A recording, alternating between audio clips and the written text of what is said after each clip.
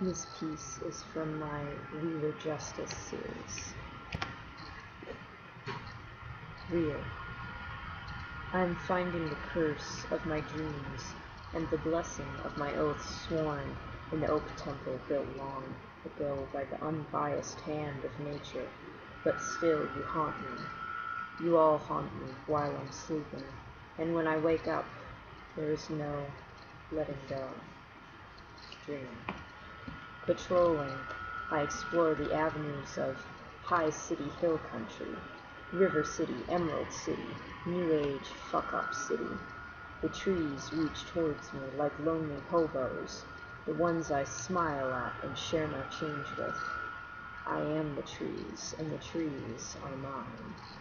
Blossoms coat the horizon sky with demure smiles and blushing bodies. I stop to inquire of a damsel passing by, when before my eyes goes a magic whirligig, and everything rushes back. I remember spells and beauties of night moors and cornfield hills, and ghosts that preyed upon the young cows. I believe, and so I will not let her go until she tells me. Damsel blonde has cherry eyes, and says that she will show the way. I've lost all the just in dreaming, no scrapers or sensei.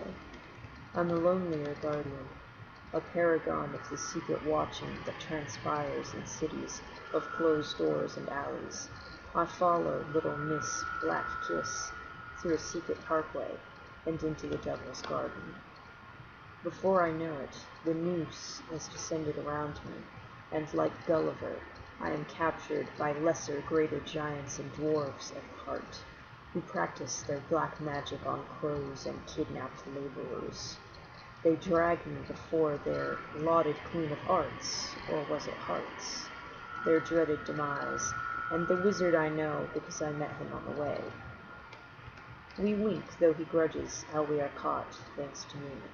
I never had superpowers, and all my empath's tricks are watered down, like tea with too much ice, or long-delivered blood. I am made a prisoner, chucked into slavery like an old banana peel into the garbage. So I labor in the day, entertaining at night, the tortured jester before returning to my tower cell and weeping. I miss the city streets, the boozing and shexing of backdoor parties, and all the fucking socialites of old Memphis and its wine, as I wait somewhere in Texas, the puppet of the divine and the new toy of a neo-pagan coven. Luckily, they prize old brother Wizard and his tricks. He has healer powers and disguise spells beside. He knows how to haunt the night, and he can see the whirls of old blood trapped in my backwards soul. No one else sees the divided ways and wonders of my undiscovered powers, and the new tricks I've learned, walking with vigilantes, Cherokee and gangsters, though the name Ice Cold Killer ill befits me, the hand of undeath that never takes a life. No, I just paint my lovers and my enemies with bruises alike, and love them all.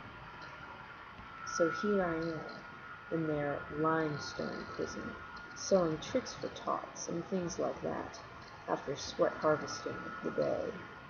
The wizard says he can get us out, but he will need all the power he can get. So he needs an ancient rite of an Ashtarte transfer that will generate more power for his magic. The rub is, I have to spread my legs and kiss my blossom goodbye, because even after all those upper-crust ladies, I've never lain with a man. So here I am, saying yes to an Aegis with an Aegis arcane wonder brother, a promise of the flesh, sealed with my unwanting. So away to bed I go, and it is short, and quick, and all about with hurt, and he is emotionless, and pleasureless, and professional, which makes it a little better. And I am a silent man, with my fist in my teeth, never crying out, but giving of myself, for the good of us both. My hair is silvered from his touch, and it stretches down me like moonlight. I say good night, and he says, "Get out." So I go back and lie in the darkness. I think of him glowing as I close my eyes and say au revoir to today. I wake up to face the sun again, finding some little favor with the Queen's court. My labors are somewhat decreased. Wizard keeps working, and I try to find his name when he isn't looking. I gaze into him and find things he'd rather I not. My third eye has reopened upon my breast, and I am seeing my captors in a new light of knowledge that had been forbidden for a while. But like Samson, my hair grows again. Lonely and weary, I go to him at night, saying, "Will you take me again?" And I've stitched together a gown from discarded fabric, trying to be pleasing to his bitter gray eyes. There is no comfort here for me, save that which you might offer if I appeal to you enough. I beguile him with my eyes, my skin, and show him how my hair has become this shining curtain every time he watches me. He accepts me in my fleeting splendor like a poppy that has tried too hard. I lift my skirt and straddle him, and remind him that I am more than a fractured accomplice, showing him with hands and lips and heat how good I can be. And he undoes my dress, my hard work discarded on the floor. The day is won, and he gets on top and reminds me I am not alone, till I am making promises with my fingernails and praise with my tongue.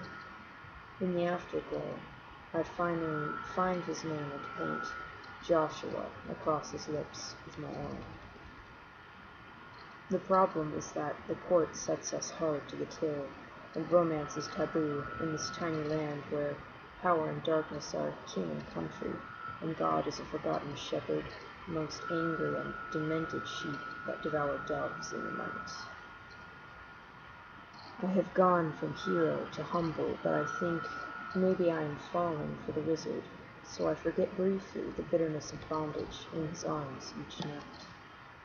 But goodness seldom lasts, and we are caught, put on trial for a transgression that has grown my pixie hair down to my thighs like Eve's mane in the garden. I lie on the stand, saying that I could never love a saggy old bag of bones like Mr. Magic Man, and that it is like lime and chilling whenever he touches me, that my teeth grate and set on edge when he looks at my naked body. My show convinces even Joshua of this hatred, so the Queen lets me go, suggesting that if I hate my place so much, she could hand me over to the Order of the Witches for their altar crimes. When I go to him at night, he turns me away, blinded by fear to the reality in my eyes, and he will not see me anymore. I roll through broken windows and off of balconies, till I cannot see straight, to forget my grief. But I am an unfortunate indestructible that only acquires new scars. A shade comes to me under Joshua's guise and seduces me. When I realize I have been duped, I see myself defiled and care little more. I am turned over to the witches when I entreaty before the Queen, because I will lay myself open before their sadism in order to see myself more hollow than ever before. I will divorce myself from my grieving soul and see a shell in my place. So I am bound and beaten and other things at the ceremony of beasts, and their chanting is like the howling of cats and dogs fighting, as my flesh is a fresh canvas for their sumner's circles and rulings of evil. And I do not condemn, I watch with scarred eyes and dumb mouth, and feel no more.